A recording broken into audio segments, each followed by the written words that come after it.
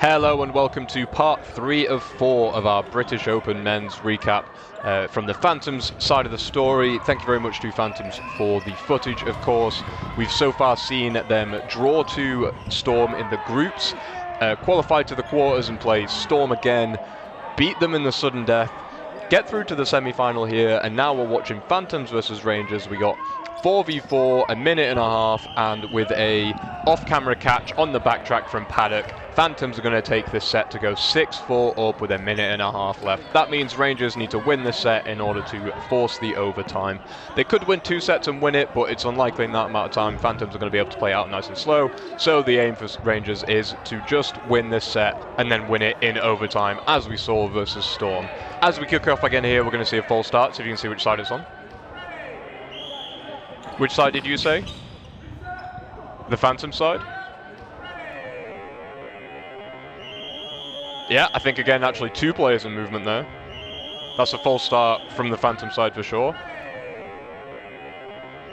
And a false start from the Rangers side. So both sides false starting. When this happens, it actually comes down to which team false started first, which I've got quite a few replays here for you to watch back. It's actually pretty close. Both players are in movement at the same moment, so I'm not sure which way I would call this, even with the hindsight of being able to go back over the video.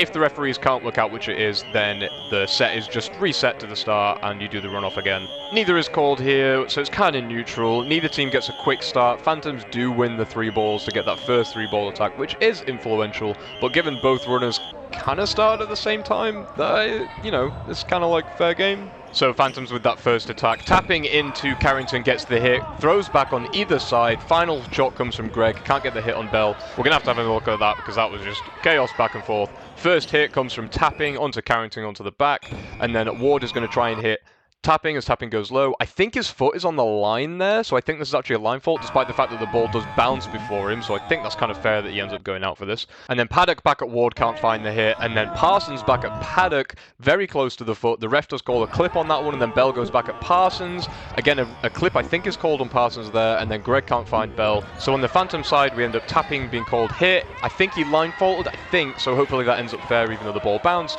And then on the post throw, also Paddock is called out. And on the Rangers side, we have the hit against Carrington and Parsons. A clip is also called. So we end up with 4-4. All's fair in the end. And then Stone Street with a fantastic catch in movement there, overbalances and can't stay on court. And a late shot from Smith takes out Greg as well, which means Rangers are going to end up with 3 on court with 4 minus 2 plus 1 from the catch and 4 minus 1 from the catch. Phantoms also on 3, 30 seconds left. Rangers need to win it, so Ward is going to try and make sure that that happens. What you say? That you only meant well, cause you did. What you say? That it's all for the best, cause it is. What you say? That it's just what we need. You decided this. What you say? What did she say?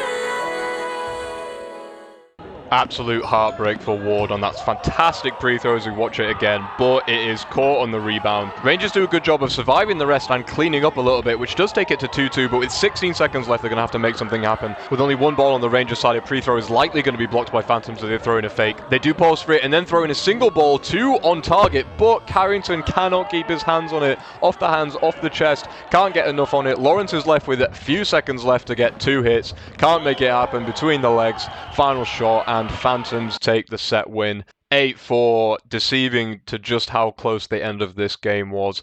Very, very unfortunate for Ward with the laser onto the toes, but the rebound catch from good awareness from Bell and gets across the court nice and quick, but at the end of the day, bit of fortune on the Phantom side. So that means we are into the final, Phantoms versus Meteors. The next video coming up shortly. Stay tuned, and I will catch you in the final one.